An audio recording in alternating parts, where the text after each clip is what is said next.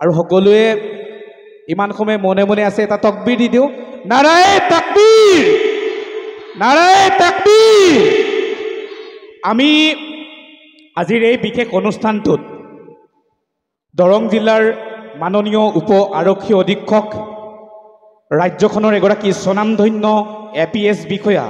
কুঞ্জলাল পাটৰ ডাঙৰীয়াক আমন্ত্ৰণ জনাইছিলোঁ কিন্তু তেখেত বিশেষ অসুবিধাবশতঃ ইয়াত উপস্থিত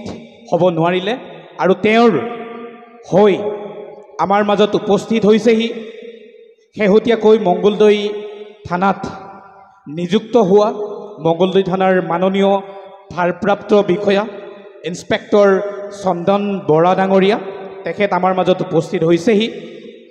তেওঁলোকে আৰক্ষী আচলতে আমাৰ সমাজখনৰ লগত সততে বিভিন্ন সজাগতামূলক অনুষ্ঠানৰ লগত জড়িত হৈ থাকে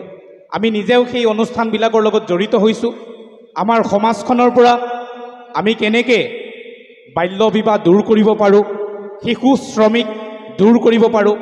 শৈক্ষিকভাৱে সমাজখনৰ কেনেকৈ উত্তৰণ কৰিব পৰা যায় সেই কথাবিলাকৰ আমি যথেষ্ট পৰিমাণে সামাজিক মানুহ হিচাপে গুৰুত্ব দিওঁ আৰু আৰক্ষীয়ে আমাক যথেষ্ট পৰিমাণে সহযোগ কৰে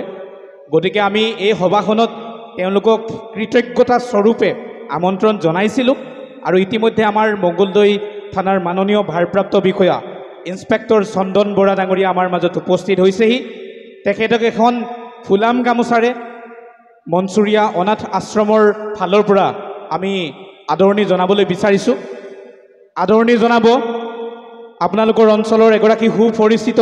সাংবাদিক এই মনচুৰীয়া অনাথ আশ্ৰমৰ লগত জড়িত এগৰাকী ব্যক্তি এনিটক্সৰ সাংবাদিক হবিবুৰ ৰহমান ডাঙৰীয়া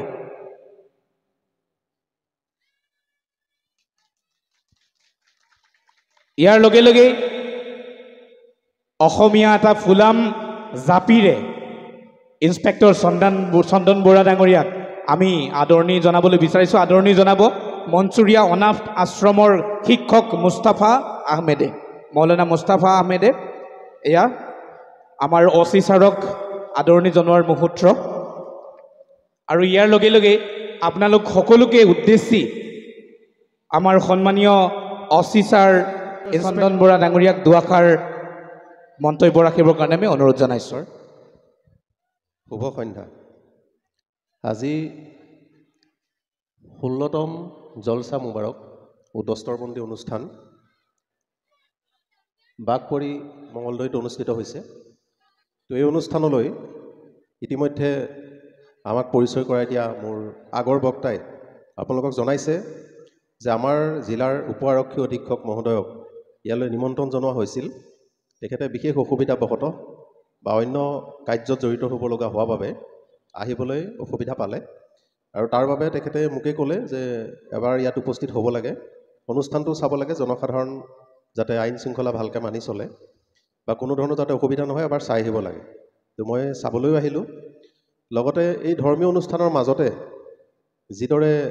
বৰ্তমান উঠি অহা নতুন প্ৰজন্মৰ যিবিলাক আশা বা অলপ আগতে যিদৰে কোৱা হৈছে যে আমাৰ সামাজিক কুসংস্কাৰ দূৰীকৰণৰ ক্ষেত্ৰত আৰক্ষীৰ দুআষাৰৰ প্ৰয়োজনীয়তা আছে সেইবাবে ময়ো আপোনালোকৰ আগত দুআষাৰ কৈছোঁ অন্যথা ধৰ্মীয় অনুষ্ঠানত আমাৰ বক্তব্য দাঙি ধৰিবলৈ আমাৰ অসুবিধা হয় তথাপি সকলোলৈকে আগতীয়াকৈ এই ক্ষেত্ৰত মই ক্ষমা প্ৰাৰ্থী যে আপোনালোকৰ ধৰ্মীয় অনুষ্ঠান এটাৰ চলি থকাৰ মাজত তো মই দুআষাৰ অন্য বিষয়তহে কথোপকথন কৰিবলৈ আৰম্ভ কৰিছোঁ যে আমাৰ যি ধৰণৰ বিভাগীয় নিৰ্দেশনা আছে চৰকাৰী নিৰ্দেশনা আছে যে যিকোনো ধৰণৰ এনেকুৱা অনুষ্ঠানতো আমি সামাজিক কুসংস্কাৰৰ বিষয়ে দুআষাৰ ক'ব লাগে আপোনালোকৰ অনুষ্ঠান সুন্দৰকৈ চলিছে মই দেখিছোঁ সকলোৱে নিজৰ নিজৰ খুব ভালদৰে